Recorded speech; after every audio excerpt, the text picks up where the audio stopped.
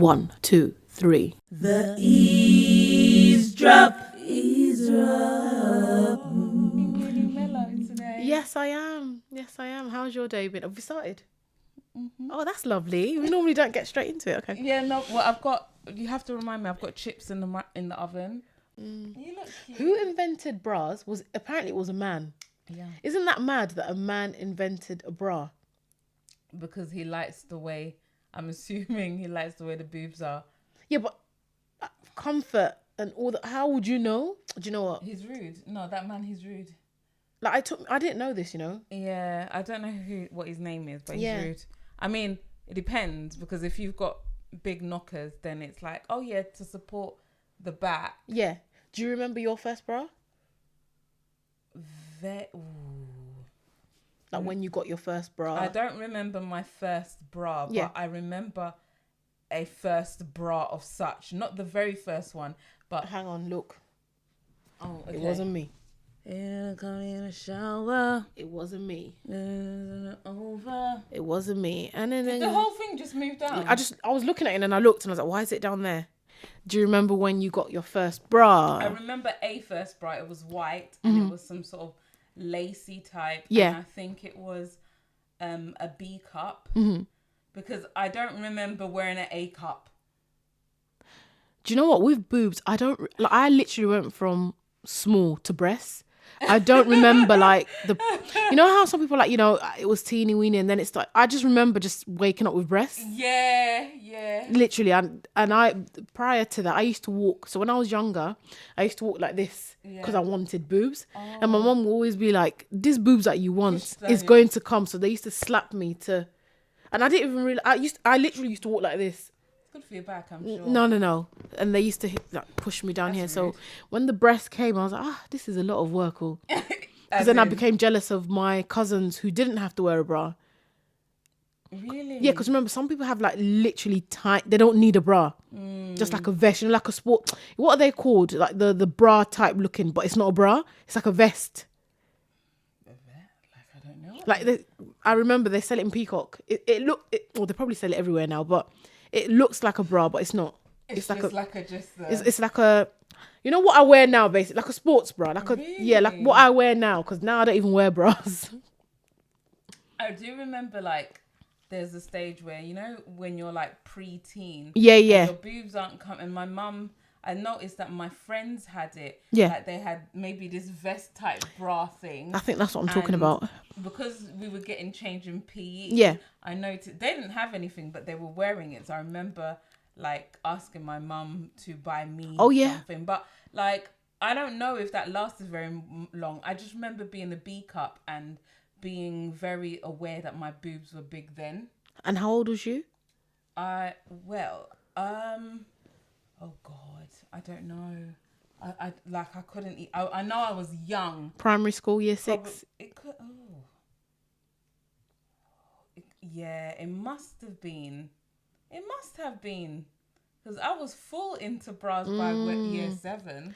I don't know if it was it could have been even earlier than year 6. Because I remember being very young and the boys making a big deal out of the fact that I had boobs. Oh. So it was a white bra and it was lace. And at the time, I didn't know that, there's a rule in bra wearing that if you're wearing a white top or a white t-shirt, you shouldn't wear a white bra. Oh, yeah. Bra, You will show. It will show. Yeah. Through. So I'm there with my nice white lacy bra. With a white top. With a white top. And it was literally very similar to this. It was probably from Primark as well. And so you could just see this lovely lace print. Was this in school? I was young enough to, and school didn't have uniform. Oh, So, damn. yeah. So that was a thing. I didn't, but do you remember your first bra? So I remember my mum taking me to Peacock. Yeah. It was it was near here actually. Sorry. Yeah. Yeah. And I was so excited because, like I said, I've always wanted breasts. So she bought me the vest type that we were talking about. And then, eventually They just came through. they came through and then I started wearing Freya. And I used to do a thing. Oh, Freya. Do you know what? Yeah. I was told that wearing a bra to bed will prevent you from having saggy boobs. So I remember there was a phase during my teenage years where I wore my bra to bed. Oh, I did that. And I remember I would wake up with, like, you know, the lines here. You know what, to be fair, Yeah. I still do it. You wear your bras to bed? So I have bedtime bras. Nah. So listen, so they're not, so they're like the ones that are not underwire. Right, like a vest. There's no such thing as a vest in Like a maternity bra. Yeah, like okay. a maternity Like a bra. breastfeeding, yeah. So very, very slack. Yeah. It's just to... to be fair, since I feel like lockdown, I've worn a bra less and I've never not worn a bra for so long in my life, like as in not wear a bra all day because of how my boobs are. If I don't wear a bra for too long, my back starts to hurt. So it actually gives you me support. That support. Okay. Actually, I don't have that support right now because I think I'm the wrong, like, you're wearing the wrong size bra. My cups have done. Yeah. Whatever, back size, cup, whatever. But generally, I wear a bra for that support. Oh. So I will wear it in the house. I used to wear it to bed when I was younger for that same reason, whether it did anything or not. No, it didn't do anything because gravity will always win. Yeah, and if they're like, it's the natural. Yeah, gravity always, you know. Yeah. Speaking of breast, how often do you check your breasts? Do you know what? I don't. It's really bad. It's really like it's so random. I have to say I don't, because when I check my breast, it's just too random. It's not frequent. Yeah. Well, since I had my scare, I don't know if you know. So when I was breastfeeding my third, so I planned to stop. So she had gone past the age of 1. So I woke up one day with a massive lump in my breast. And well, do you know what? At first I was like, oh, it's not a big deal, because you know sometimes when you're breastfeeding, right? You know your boobs, they fill up, don't they? Yeah. So you get that odd lump here or there. So I thought maybe it's nothing, but then it wasn't going away. So she would have the milk, but it was still there. So I went to the GP. This is funny. I vlogged this. I did actually. But you didn't say what it was in the No, vlog. I did. Yeah. It's called I Have a Lot. Anyway. Okay. So I remember going to the GP. This is where the situation started getting scary. So you know, whenever you go to a GP, you see a nurse first. Yes. Well, So depends on the the the nurse will check you first, and then they'll not ask you. They'll say, look, it's a male doctor.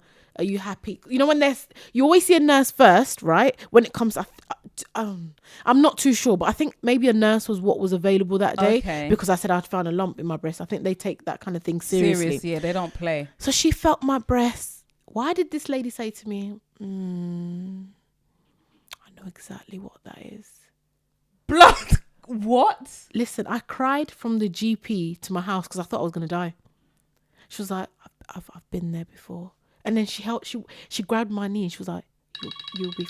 Oh, it's 10 minutes. Oh, crap. Right, so she grabbed my knee and she was like, you'll be fine, love. She goes, you'll be fine. We probably caught it early. Listen, I remember like... it's not a laughing... Wait. Like she basically put the fear of God in me, basically. So the doctor came, checked it out. I was like, okay, you need to go and, you know, go further, basically. Right. So they sent me there. So remember, all this time in my head, I'm thinking, yeah, this is it. I'm done. Yeah, I've got it. You were like, I'm done. So when I finally got to the appointment, I think it was like 2 weeks later. Did you call your mum? No, because my mum's my mum's lost a lot of children. So bloody I couldn't. God. Anything to do with stuff. So who are you leaning on at this point? Who else? My Chocomila. I called him. I was crying. And he was like, oh, calm down. It's not a big... Stop breastfeeding now. So I remember So I had to stop cold turkey. Little madam was not happy about that. She was thinking like, where's my milk? I was like, I can't. So I had to sleep in the separate room to help sort of wean her off. Because at that stage, she was sucking for comfort. It wasn't like, because she was... she was a grown woman. Yeah. She was a grown woman. She was a grown woman, just sucking for comfort. And to be fair, it kind of helped me in hindsight, because if it wasn't for that, I don't know when I would have stopped breastfeeding, to be fair, because I knew it was my last child. I did not want any more. So I was like, you can have it for as long. Like my boobs were disappearing. I was like, yeah, you can suck it. It was just nipple and a bag. I was like, yeah, you can keep, you know.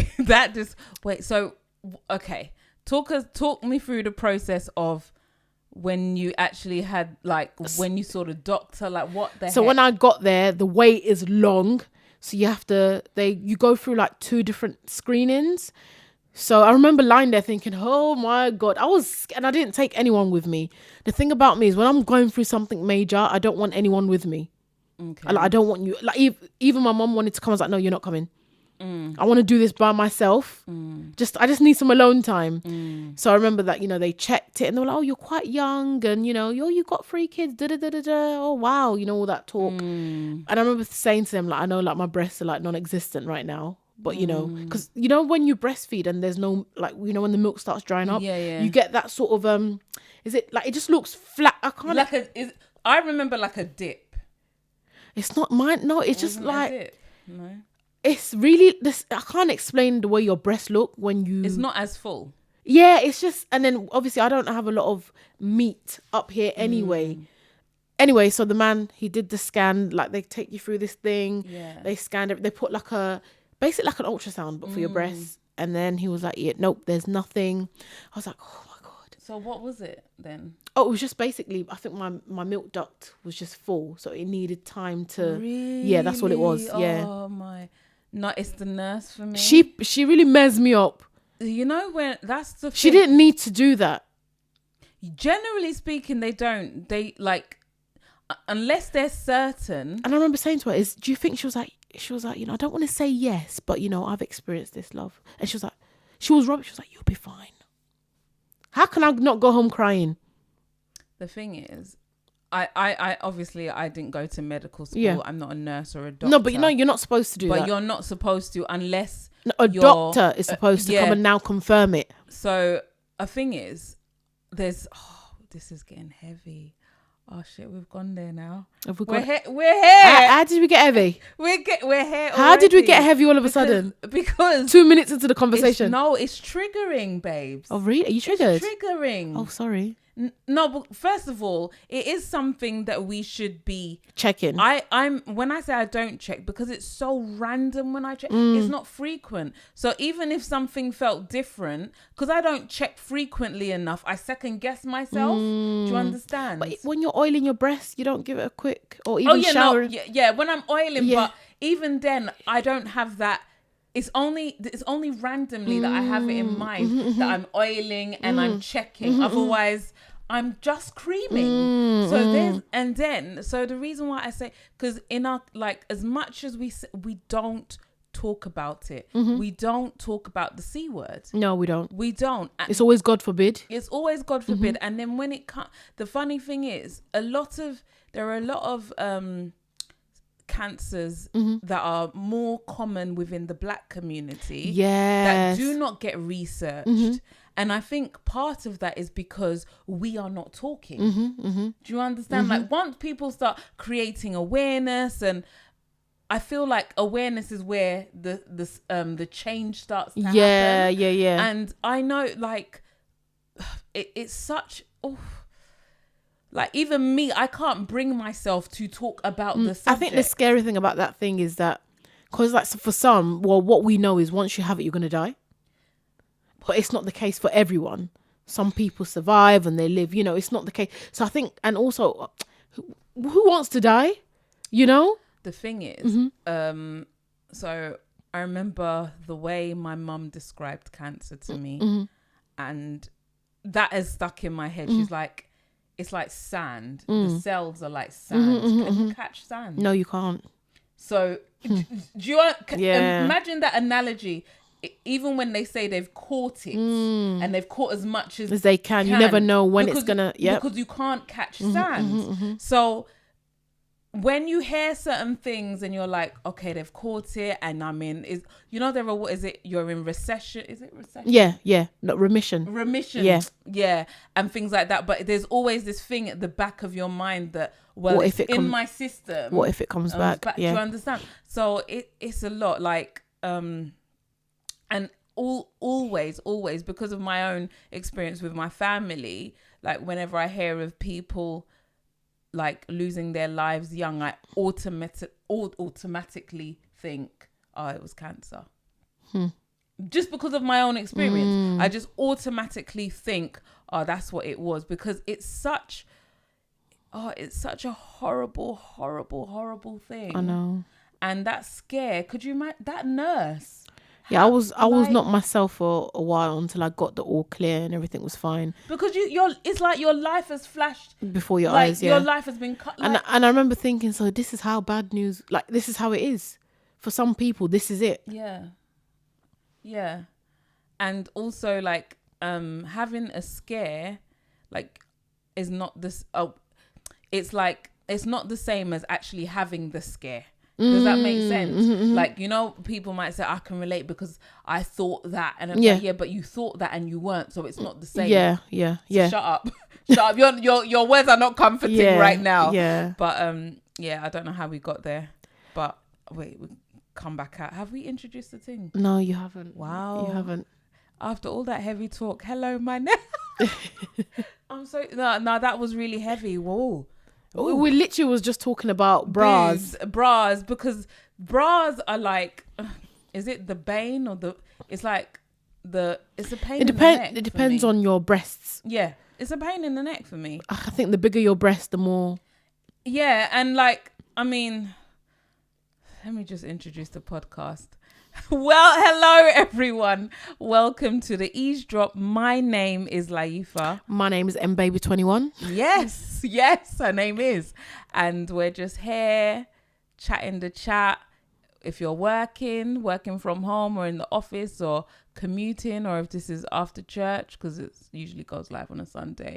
Oh, are people still going to church? Oh, online. Let's not talk about God, please. We're here for you for the next however minutes it is. But I was editing one of our episodes today,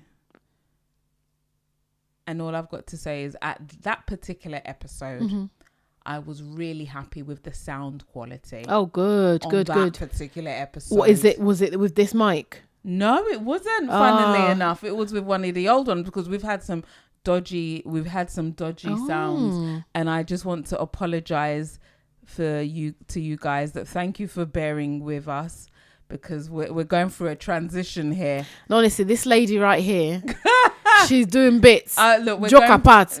You see this, it's all thanks to her. She is doing bits, and I just hope that one day we can say we did it, Joe. We did it. Joe. Who's Joe? I don't know. I'll just say we did it, Joe. Joe. Okay, yeah? Noted. Yes. Noted. Just one day. Your 10 minutes is up. All right, so now it's chip night. Should I tell everyone that we had a break? Oh, yeah, of course. Yeah. Break. Yeah, so I needed to feed my... What is it? I had the same issue this morning trying to train a client, and the girls were making noise. So I had to grab one, put her next to me, and told her to sit and watch me.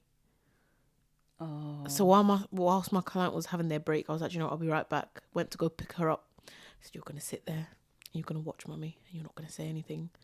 Because if you do, there'll be no surprises. And it works every time. Sometimes that's like... They were just shouting. And the thing about me is I can't stand... So if you've paid me for a service and then you want to... Nah, I'm not doing that. No. Definitely. And even if they are understanding, it needs to be professional. Yeah, No. I have a client that I train who her kids, they're just there making noise. I'm like, can you hear me? But that's her. That's her. Like, if that works for her. But yeah, I guess. Coming with. Yeah, her kids are like, some of them, sometimes they stand in front of the phone. I'm like, hello. Anyway, but it is what it is. Yeah, like, as long as you're doing it on your part, doing your best. Because you're not the only PT who has children and you make it work. I think a nanny would be nice, or some extra childcare, or actually I don't even know if right now I don't know if I need a nanny. I need a life coach. Go on. Maybe I do need a nanny. I need a life coach. I need someone to sit me down. You know, when you don't want to face your own stuff, I just need someone to do it for me while I just lay down. Or like, not even a life coach. I think a mentor.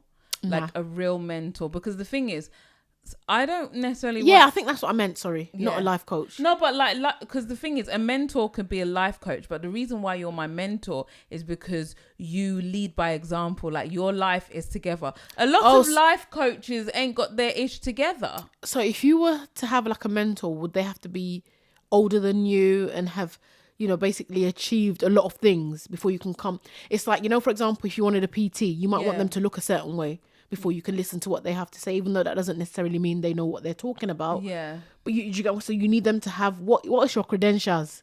If you want to be my mentor, you have to be a woman. Okay. Yeah. Mm-hmm. Preferably a Black British woman. Yeah.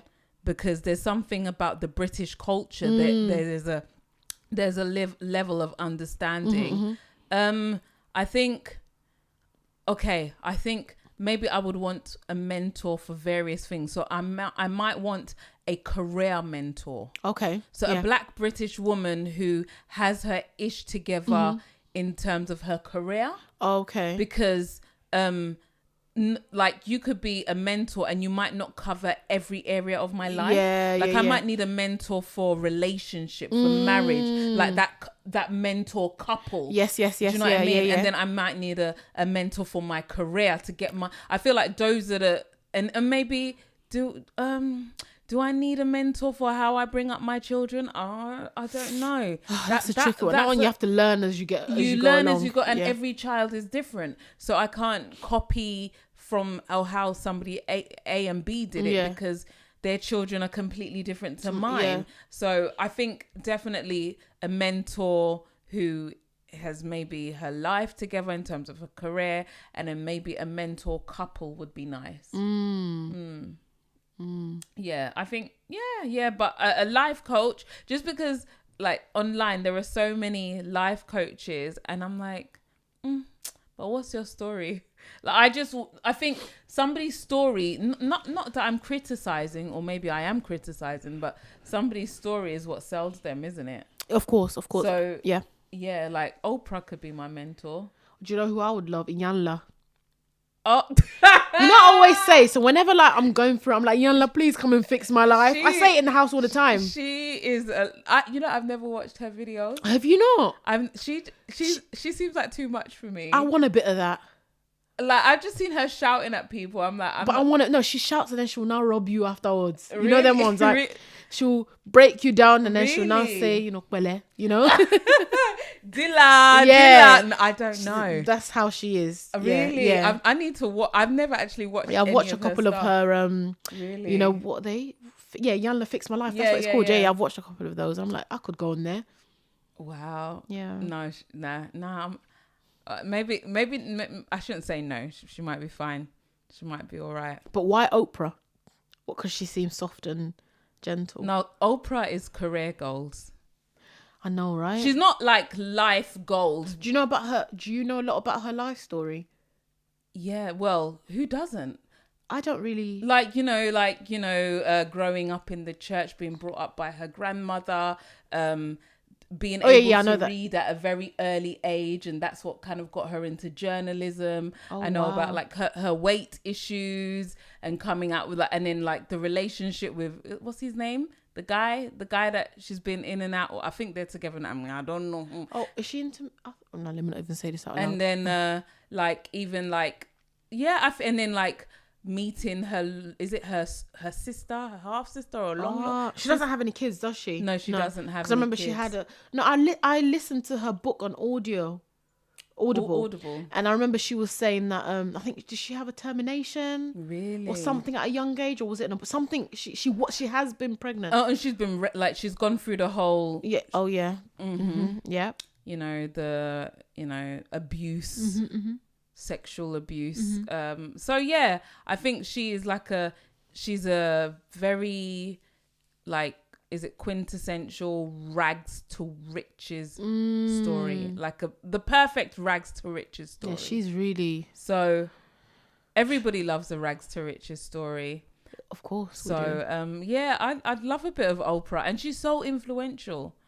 She's so like, not that, the thing is, with great power comes great responsibility, you know. Of course. So I can only imagine the amount of responsibility she has. But like, yeah, that's like, it's just the money aspect that would be nice, because I want to be where the money resides. Honestly, always. Where the money resides. Forever and always. Forever and always. But yeah, we were talking off camera about naming our children, because you were complimenting Adeswa's name. Yeah. And I was telling you that I feel, am I not, you mean you, I told you that I didn't like the name when I first heard it. No, you haven't. I like it now, like I've grown to like it, but But isn't it mad though that you can't choose? So no, let's talk about let's get into this. What's the situation? Like, why are we talking about this? Oh yeah, because culturally, culturally, whenever a woman has a child, especially if you're Nigerian, I never even knew that you guys do it too. I thought it was a Yoruba thing. So this is what I'm saying. This is why I say Yoruba people and Bini people, Edo people are the same 10 and 10 pence. Right. Okay. Because in my culture, we don't do that. This is what I'm saying. That's what I was. But obviously, I'm in an intercultural relationship. So obviously because is intercultural, interracial. I was going to say interracial. Intercultural. Doesn't make sense. Yeah. So my husband is Edo, Benin, and I'm Ijo. I always talk about it, and it was marrying him, like, actually, because when you marry somebody in a black community, you marry into their family. The families marry. It's not just a couple marrying. It's because the in-law, all of a sudden, his mum is your mum. Let's be real. Okay, whatever. Anyway, that's supposed to be... My mum is my mum. Whatever, right? But so that's the correct way of doing it. And it doesn't always tally like that. Not necessarily. But so what I'm saying is, when I married my husband, when we got married, it was a culture shock. That's why I say your cultures are the same, similar. That is mad. And you don't seem like the type to be like, oh yeah, okay, yeah. I wouldn't take that line. I didn't take that line. I can imagine. Down. Right, no. And here's 10 reasons why. Look, I didn't, but it was such a culture. So I was like, you people, I'm like, nah. Bini people have to be some form of Yoruba, but they disperse. I'm really because shocked. The culture is your culture is so strong, and so that's why people know of the Bini people, because their culture is so strong and rich. But I'm like, I've got it turned off. Tell me what is this? Listen, I don't know why or how or who came up with this.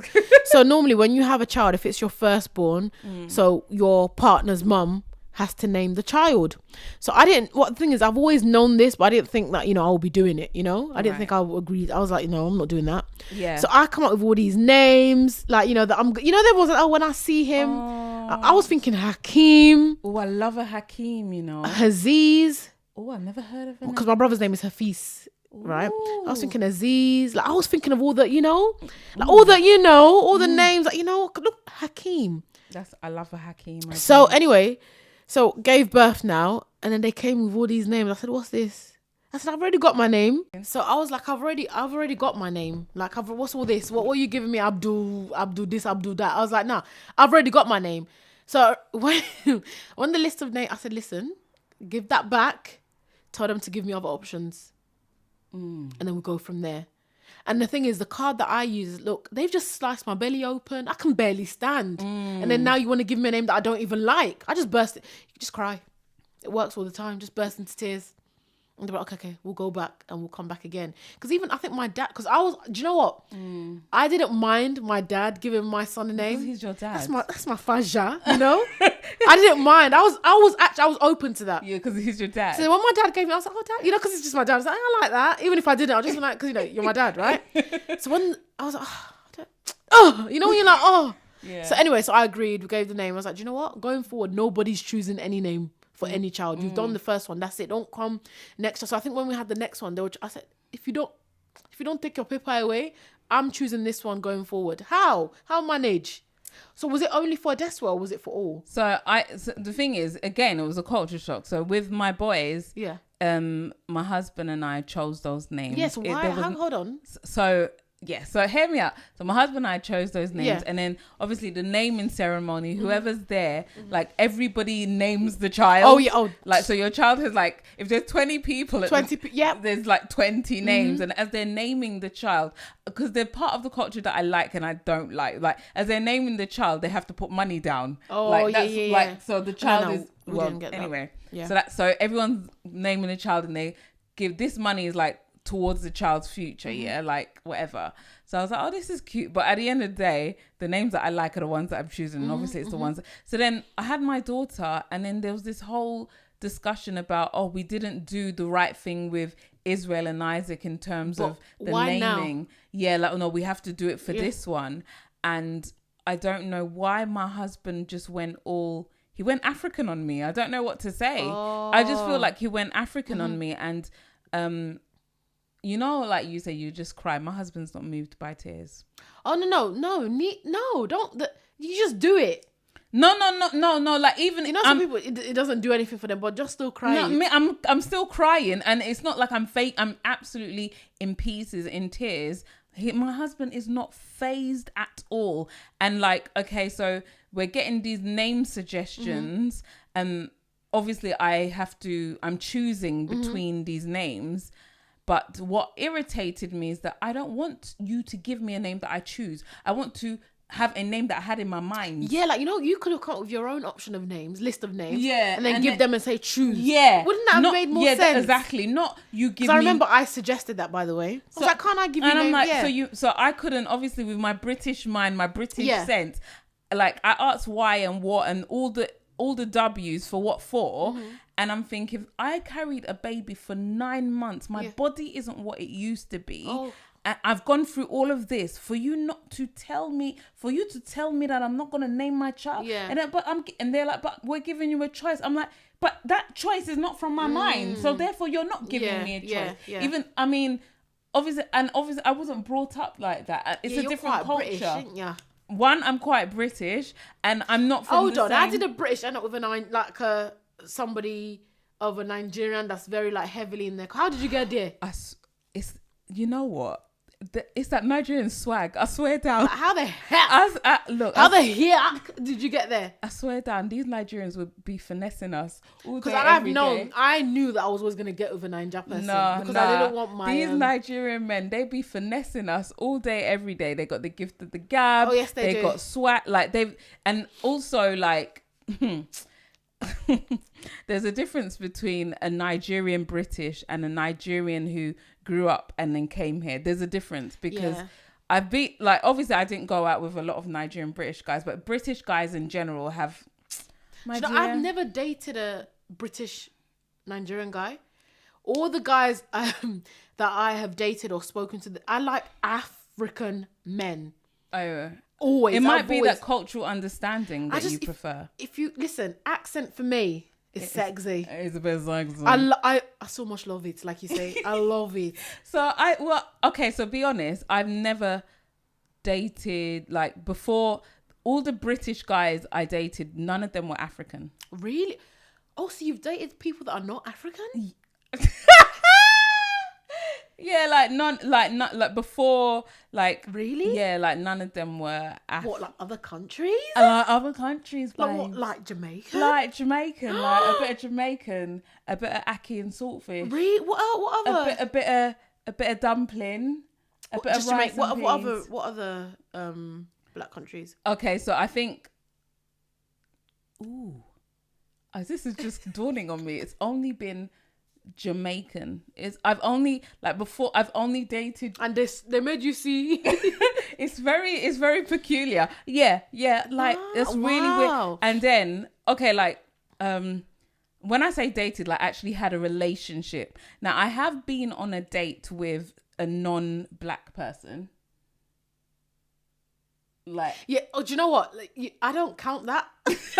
No, but then to be fair, but we weren't in a... She said she doesn't count that. Wait. I don't count that. That one is... Nope, that didn't happen. Oh! It didn't happen. What? You're so There's rude. certain things that happen in my life. I'm like, yeah, that didn't happen. You do realize that, right? Selective memory. Yeah. I select what I want to remember. That is hilarious. There's certain things, I saw this case. Actually, no, let me stop. let me not shoot myself in the foot. Don't dig yourself No. up. Yeah. I don't recollect. Really? Yeah, I don't count that. The funny thing is that how I feel about, because I think I'm very like, you have to understand my culture. There has to be a cultural understanding. And if I'm dating outside of my race, outside of my culture, that there has to be a cultural understanding. Do you know what else I find funny? Going, about the whole cultural thing. So when I speak my English, I sound quite British, right? Yeah. So, but my kids find it hilarious when their dad speaks because he's still got that, the conk. Yeah. So I don't know what word he said the other day. My daughter was like, that's not how you say that. Yeah. Like, let's say, for example, we'll say circle. Yeah. They might say saku. Daddy, that's not how you say it. He said, I've been speaking English before you was born. Don't tell me. She's like, Mommy doesn't say that. And I had to teach them that. Remember, I grew up here. You came to school Daddy here. didn't. So and I love that because then they can laugh about it. Sometimes they put it on as well. I tell you what I do love about having some, like, there's a closer connection to their homeland. Yes. Because one of us is close. Like, Yes, they yeah, have yeah. a similar life experience to me. Like, I came to school here. Yeah. My kids school here. Whereas, so now when they hear daddy's stories, it's so fascinating. It's interesting. For me, I'm glad it happened like this because if I had got with somebody that was probably like a Nigerian British, my kids may not go to Nigeria. They may never visit because of all the stuff, the trials and tribulations. I probably wouldn't take them there. So I'm glad that, they get to see another perspective. I think everyone was shocked, like, Yeah, family-wise. I'm shocked as well. Everyone was shocked. Because you're prim and like, proper, ain't ya? First of all, like, what? He's what? Like, a lot of people were shocked. Me too, I shocked myself. Wow. But they always say you never end up with who you think you're going to end up with. Or you never end up with your type. No matter how much you try and fight it. Because sometimes your type might not be good for you. But do you have a type? Or did you have a type? I used to have a type. Yeah. Actually, no, let me not. No, who am I lying to? I've never really had a type. But because I've been scorned from a very good looking guy, I just told myself from that day that I would never date a good looking guy again. What, you mean like pretty boys? Yes. Like gorgeous. Like everything going for them. And because that was the toughest relationship I'd ever been in, I told myself I'm not doing that again. I think I've had a preference. Yeah. Like I have gone off my preference, and I think there's nothing wrong with having No. like physically I've had but my preference is basic. No, the thing, you just have to make me laugh. Remember, I've told you this. Make me laugh and the rest is history. Wow. Yeah, that's a big Make factor. me laugh. Yeah. Use your tools properly. Know how to work. Don't come and blame me. Work on your tools. Woo! And then we're dancing in the moonlight, baby. Dancing in the moonlight, everybody's feeling. Because if you can make somebody laugh, even through the tough times, you're laughing. You can still laugh about it. I don't like somebody that's too serious because no, I can't do that. Sorry.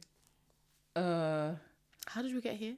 Well, we were talking about the issues of not being able to name our children. Can you imagine? And God. And the cultural differences.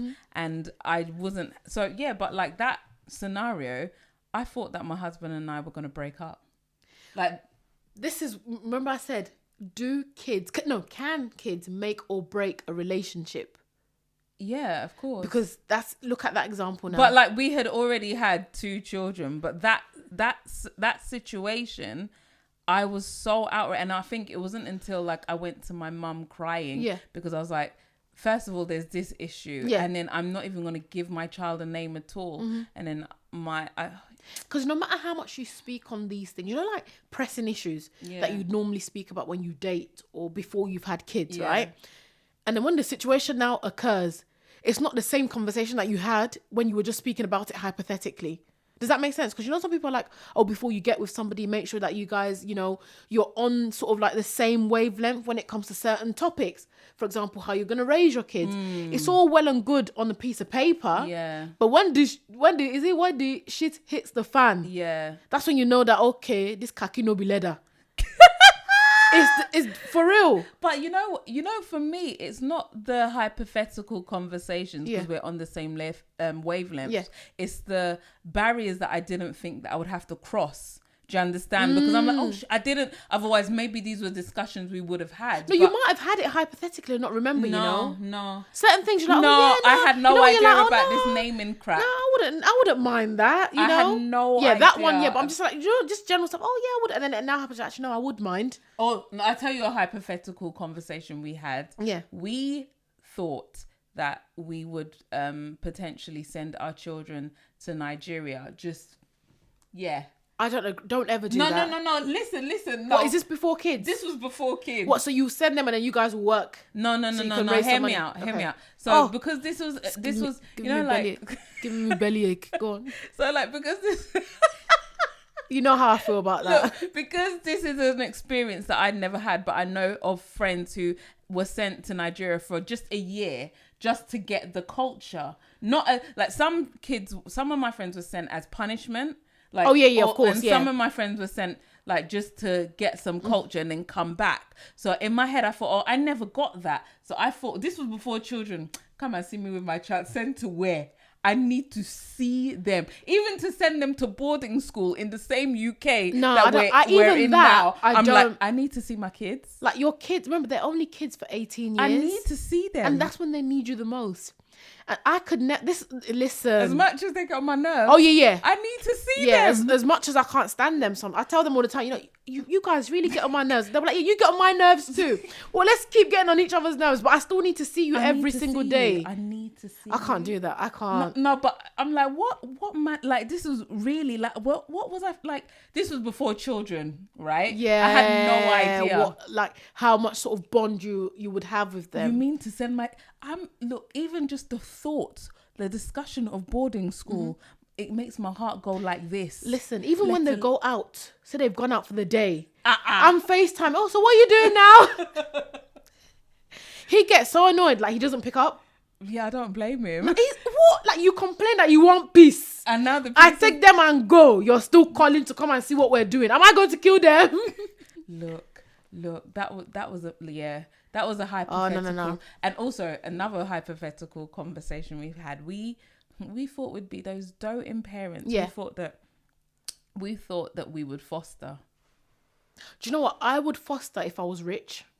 Definitely something that I would adopt and foster if I was rich. I have to be rich though. I think for me, it's more than the money. It's, do I have the mental capacity? No. It wouldn't be a baby. No, that's what I'm saying. Actually, do you know what? No. I'm talking too fast. No, I'm talking too fast. I just realised what comes with. No. Forget what I said. God. Like for foster parents that are doing bits, they're really trying. More grease to your elbow. I rate you so much because that child can turn around and say, "You're not my mum." And also, generally speaking, a lot of foster kids, they come with a lot of baggage. Yeah, they come from a broken. So some of them don't, but a lot of them do. Yeah. So it's just like, Oh, I didn't think of it. I was just talking when I said I would. That's a hypothetical conversation we've had. What about any other hypothetical? No. Not that I'm willing to, for health and safety reasons. Well done, safety reasons. Can I just play your voice? No! Wait, no, this is the one that got me. Don't embarrass me. This is the one that got me. Wait, I couldn't stop laughing. Don't embarrass me, please. Wait, I'll edit it out if it's that bad. But this voice note got me. Wait. Do kids make or break a relationship / marriage? If so, how? If how manage? If so, how can it be avoided?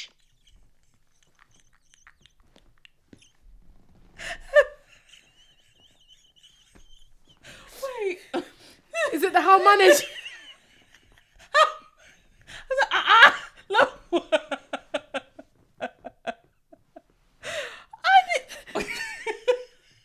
What happened on the way here? What happened? A lot is going on. I was like, what? All I'm saying is a lot is going on. What? Oh man. It's a. Oh, you're calling me. Oh, am I? Oh, what am I? It's a. It's a, do you know what? Yeah, sorry about that. I thought it was going to be the Amazon one. Oh no, we're not going to talk about that yet. Yeah, no, I thought it was going to be that one. But like, has it affected your relationship? When I put how manage, what is it? Come on. Kids can literally make or break. They can either bring you together forever, or they can make you think, do you know what? Maybe this is not what I really want. And it's a constant battle. That's all I'm going to say on that topic. Or like... The thing is, I'm quite an open person. I like to think I am. I'm sure you've known me for quite a while now. I'm open to share whatever, because I feel like we're mostly taught to keep everything bottled up. I don't mind as long as you share with the right people. Sometimes you can share to the wrong people. My question is, how do you know? Do you have that spirit of discernment? How do you know if you're sharing to somebody who is the right person? What makes me automatically share with somebody is seeing how open they are with their flaws. Does that make sense? Some people, they can come across like, oh, my life is perfect, nothing is going wrong, or, but deep down they're crying inside. I can't stand people that put up a facade. Hence why I don't have a lot of those people around me. Yeah. So if I see, or I have an inkling that that's the kind of person I don't keep you around me. Or if I do, it's at a distance. There's beauty in vulnerability, but to the right people. Yeah. It's hard to, you said discernment, I don't know how I get there, but I know that there's beauty in vulnerability, but it just has to be to the right people. You can't just be talking anyhow to anywho. You can't. I feel like, well, this is getting spiritual, but I felt like at least before kids, my spirit of discernment was quite high, and I couldn't place... Your eyebrows are looking good, by the way. Sorry, go on. Oh, thank you. Just for you, babes. Oh, thank you. I couldn't place why I didn't like somebody, but I would say... Oh, did you used to get that vibe? Yeah, it would be a vibe. It would be a feeling. But then what I noticed after kids, and then after like general like life, like experiences, tragedies, your guard comes down. Like, and it's not intentional. But just like especially when you become a parent, you're more open. You become a bit more open. Receptive. But so then that receptiveness of being able to discern people, I lost it a bit. I felt like I lost it a bit, and then I kind of let people into... I think also I let people into my life initially because I was lonely. I had lost friends. I had just gotten married, just had a baby, lost friends. So, and that's when YouTube I was really making YouTube videos. So I was... Because that out of that loneliness, I wasn't discerning people. I was just letting people in. So that became an issue. But generally, it's just a feeling. I'm just like, because some people are open. Some people are vulnerable with you. I've experienced that. And I'm just like... still bad mind. I'm just like, your spirit is not... We're not on the same frequency. I know somebody like that who something's just telling me... Like I can't... Something's telling me to be careful. Be careful what you're doing. Take it easy or she'll finish you. I definitely listen. My radar. So listen, you're speaking to me. So that is just man. But you gotta get... I don't know Remind me to tell you who I... okay. Yeah. I have to write it down, because you know how many times I'm editing and then you'll say remind me, and I'm like, she didn't tell me. No, I will. I got a juicy one for you, love. It's a juicy one. It's a juicy plum, this one. I know. Ooh, that's you. I'm talking about sex and if it's overrated. But before that, I wanted to ask you, do you have a sex toy? No. Why? Me too, I don't know, but I'm just asking you why.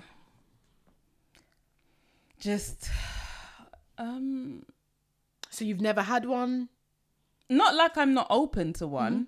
And I know there was oh my gosh, this was a good few years ago. What, prior to marriage? No, not prior, in our marriage, because I think I've been the most, like, is it sexually liberated in my marriage. How did you get there? You see that liberation that you keep talking about? Well, have I spoken about it before? I don't think so. No, because you always like, I'm in awe. Is it? I think I'm so comfortable with the person I'm with. Forget about that. Yeah. But how did you... It's like... What happened to you? You just woke up and said, yes, I want to fuck? Or like, how? Oh, yeah, no, that happened. Yeah. I think there was a hormone imbalance. because, because I think, I'll be honest, growing up, I had a low... no, to be fair, I still think I have a low... Is it? Yeah, basically, you went through a phase of having a low sex drive. But kids... It's not... I think it's like, it's not high. I think it's because of kids. Like, we're tired. No, but it's not just... No, but the funny thing is, like, it was literally like a switch for me. Like, when I tell you my sex drive was before kids so low. Really? So, just like, so... I'm not even joking. Like, and it's... And I'm not saying, it's because, like, it's not because I had bad sex. Mm-hmm. It's not that. Because some of it was... But I just had a low sex drive. Mm-hmm. But it was I feel like it was after one of the children. It was literally, I think it was a hormone imbalance. I don't know. It was literally, it felt like a switch. Literally like a switch. All of a sudden, I just was gagging for it in a way that I had never before. Oh, wow. And I wouldn't say that I've got a high sex drive, but it's not low anymore. So you found a balance. Well, it's a balance for me. The man will always want more than what he can get. What man doesn't always want more? Actually, there might be some out there who actually not really but like, I think it was literally a switch. Like, I don't know. I think it must have been I can only put it on hormones. Like, I had a baby, and then all of a sudden, I was just like, I remember the 6 weeks not even being up and thinking, geez, like, when am... And what? So, like, you know, I've told you about the experience where I had one of them and I was very scared. Oh, yeah, to do it. Yeah. So another experience is after having one of them, I couldn't wait to. Like, wow. I was like, this 6 weeks is taking long. Wow. Do you know? So it's different. I'm like, what's... So... Yeah, I don't know. I don't know what to... I might get you a sex toy for your birthday. I don't know. I might be like... I've seen a couple... Me personally, I've never... What? Moving on. She was about to say something. I was just looking at you like, yeah, go on. Next topic. Well, Why haven't you had bought a sex toy? Are we not talking about this anymore? No, I told you already. Don't come. No. Wait. No, yeah, what? Don't. No, wait. So yeah, I've never used. Why would you bring up something like no? We need to. No, I don't have one. That's it. You don't? No, I don't have it. I don't own one. Have you ever experienced? No. No, I haven't. No, I haven't.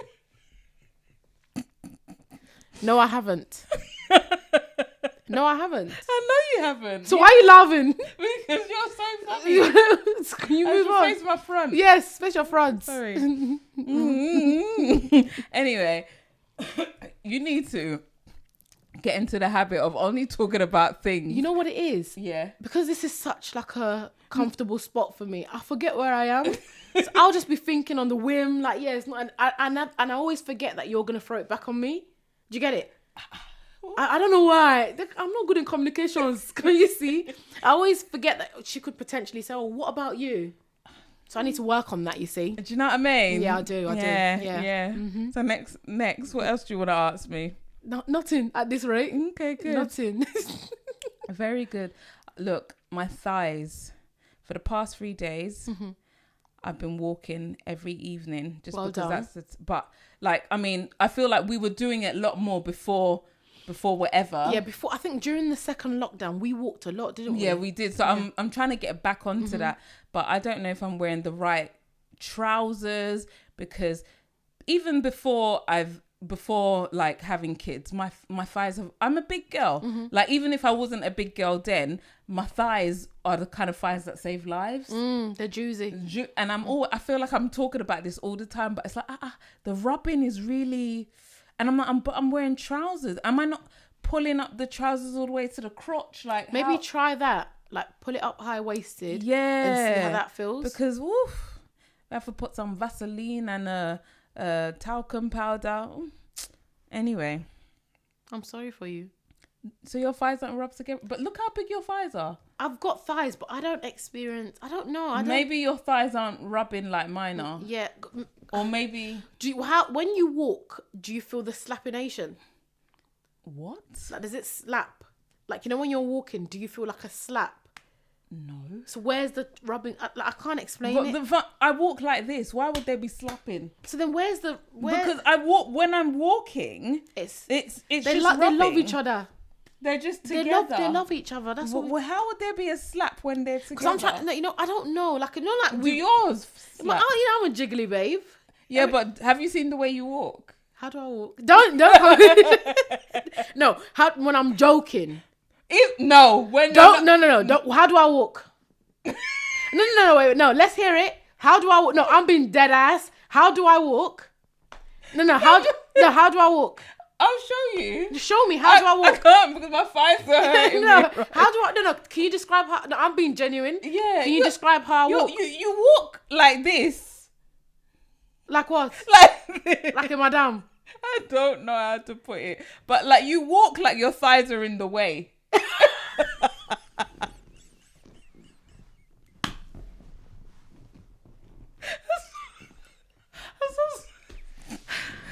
I'm going home. I beg your pardon?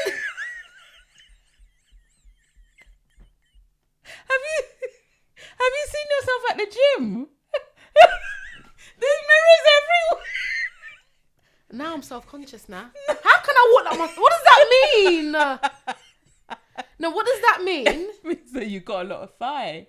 There's a lot of movement. Like, there's a lot of movement. So I walk like my thighs are in the way.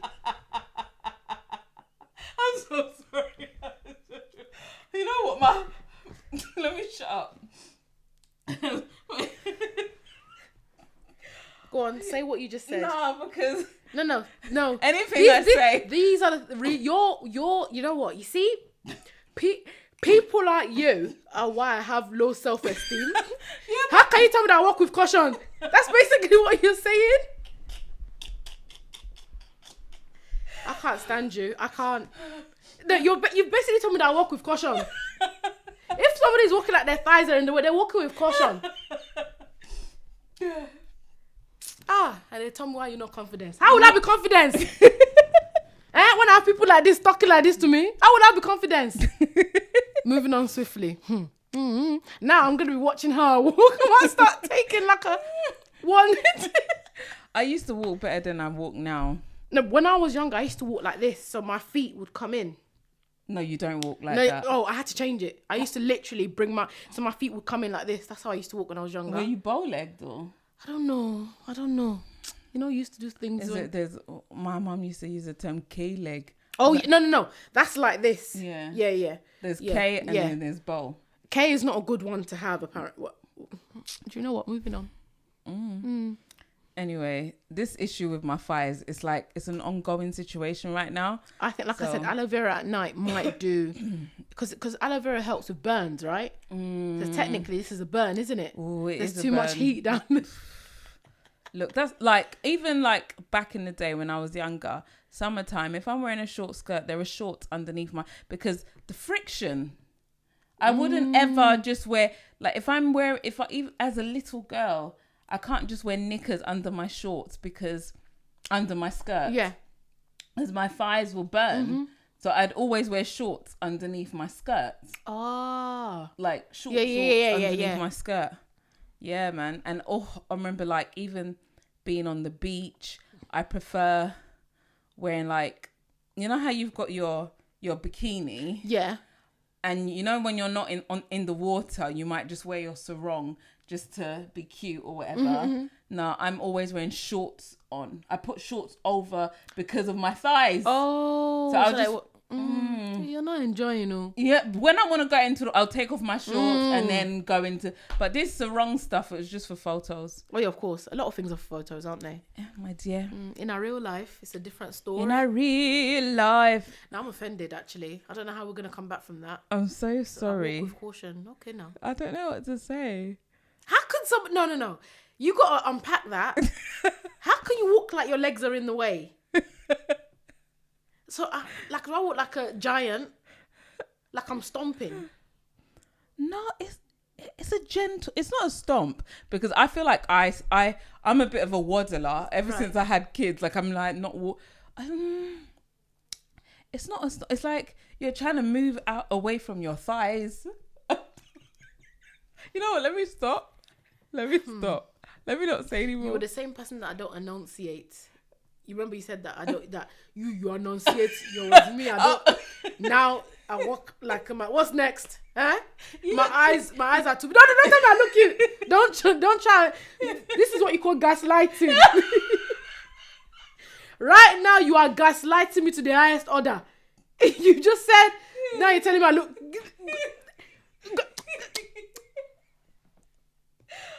Save your cuteness for somebody who cares because I don't. I don't give a heck. Mrs. You're gaslighting me right now. You really are. This is gaslighting at its finest. So, why?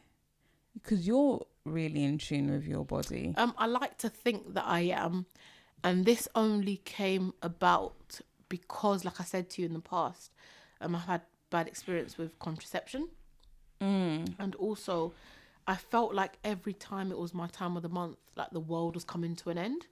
Like it took me to a really dark place. And sometimes remembering that, it's just your time of the month coming can save you a lot. Because there are times where I feel like I'm literally nothing. And then the next day, you're fine. Like a switch. Yeah. Oh, anti-flow yeah, do you get it? Yeah. So the day before I'm like, I can't do this. I can't. And then the next day, it could be over the dumbest thing and you just feel like so. That's why I feel like, when it comes to like periods and stuff, it's not spoken about enough. It really is a lot, So talk to me about how you understand your cycle, because obviously we just say, oh, the week that we bleed, that's our cycle, but it's actually like week 1, week 2, week 3, week 4. So from the little that I've read, right. So where do I start from? So for me, yeah, me, talk from you. For I. So I'm gonna start from when my period begins. Yeah. Actually, no, a week before. No. So the week of my period, right, is an absolute nightmare. The week of your period. Yes, when I'm on that week, it's like I don't get when myself. You're actually when I'm menstruating. actually yes. I don't get myself. I don't feel good. I don't look good to myself. Right. Okay. I just feel like the world is coming to an end. No, I just feel absolutely horrible. That's your emotion. Yes, emotion, physically, breast tender, headache, pimples, all the stuff. What about cramps? Yeah, I get cramps as well. But I would say my cramps depends on what I've eaten that month. Or like a week before. Oh, yeah. Let's talk about it. No. Because, if I eat, sometimes, I don't know if you observe, but like a week before your cycle, you start to crave sugary things. Yes. Or you start to crave things that are weird. Sugary things. Yeah, sugar. It could be sugar. It could be like something random. Yes. And you're thinking, why do I want this? And then a week later, you get your Yes. cycle. You might notice that you eat a lot a week before.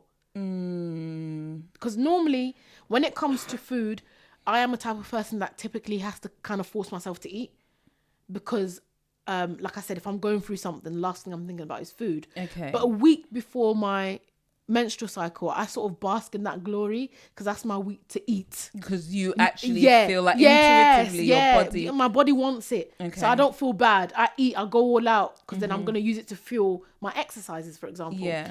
So that week, bleeding, everything is happening. Or the menstruation is menstruating, right? Yeah. And then it finishes. And then for me, the week after is ovulating. Do you get it? So I finished the period now. So now that's your window where you can potentially get... And then I start to feel horny as the H word. Yeah. I want it and I want it now. It's because you're ovulating. But it's only 3 days that I feel that.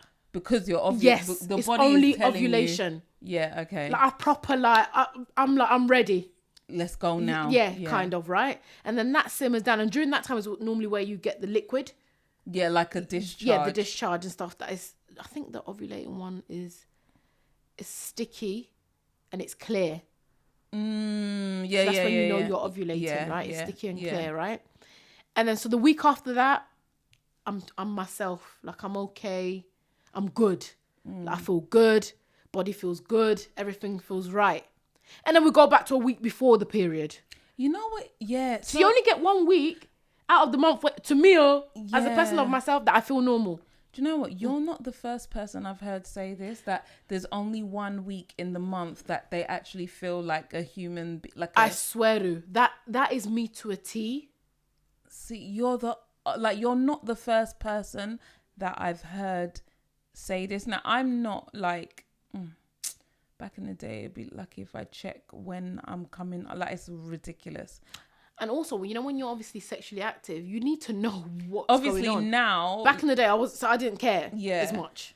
But I'm not in tune. I don't know my left from my right. I just know that some months I'm more hungry than others. So I'm not actually in tune in terms of, like, I could tell you, I put it in the calendar. My first day of my menstrual cycle, I put it in the calendar. So that's how I know. Otherwise, around this time that it will be coming. And like sometimes, like, I could go the whole month and I'm like, right? Because I'm not in tune with my body. When something goes wrong, I know something is not right. Like, I'm very quick with it. Like, no, something is not right. Really? Yeah. I need to fit. I think maybe it's something worth looking into. Oh, like, definitely. I think every lady. I literally just put it in my calendar, like the first day of my menstrual cycle, so I know what is going on. But other than that, I just let it. And also, ladies need to be aware that there are, because all they tell us is, don't have sex or you get pregnant. There are actually days in your cycle where you can't get pregnant more than you can. But it's just knowing that obviously it's all a risk, but once you are in tune with your body and you know it very well, then it's hard. There's less percentage, let's say. Doesn't mean it can't happen, but there is a lesser chance of you getting pregnant during those times. So for those people that are even trying to have a baby, it might be even, actually, it will be a good thing to invest in getting to know your body so that you can sort of, gauge going on. Yeah, it's funny how, like, as young people, especially if you are sexually active as a young adult or whatever, you're trying so hard not to get pregnant. Then, if not everybody is in this case, but then you go through a phase where you're actually trying. Not everybody goes through that phase. I've never had to try. Thank God, everybody, I guess. Not everybody goes through a phase where they're trying, but a lot of women do go through a phase where they're trying, and then they feel guilty because they're like, man. Or not necessarily guilty, but it's like, isn't this ironic? Like, I've gone through all my life trying not to, and now I'm trying to, and it's not happening. I saw this thing on TikTok, and a lot of people actually went for the woman. Yeah. She did like a live pregnancy test, and then she was like, oh no, another baby I'm going to have to kill. Meaning that she's had several. And a lot of people are like, this is quite insensitive, because there's a lot of women out here who are gagging and dying for a baby, and you think this is the next thing for you to post. Oof. Which is like, I don't know. Well, it's her choice. No, but still, sometimes, you know what? Anyway. I don't know, it's her choice. And if it was a man's choice, would they be so hard on him? Like, that's my theory. Like, it's her choice. Because sometimes you can be as careful as you physically can. That's what I said. There's always like a chance. Yeah. So there's been times where I've been pregnant, as in I'm talking about each child, and I'm like, how? Yeah, like, I didn't plan for this. Yeah, like, I was careful as possible. When I had my first one, I was definitely not in tune with my body. I hadn't a clue what I was doing, because when I was younger, I was told that, when your period finishes, between when your period finishes and 5 days, you can do it and not get pregnant. Well, it depends on you. No, that's the thing. I didn't know my body. So that's what I went with. I was like, oh yeah, I'm not going to get pregnant because, And then what happened? God said, surprise! You going to be a mother. Deal with it. Oh my God. Yeah, that's basically what happened. The eavesdrop. eavesdrop.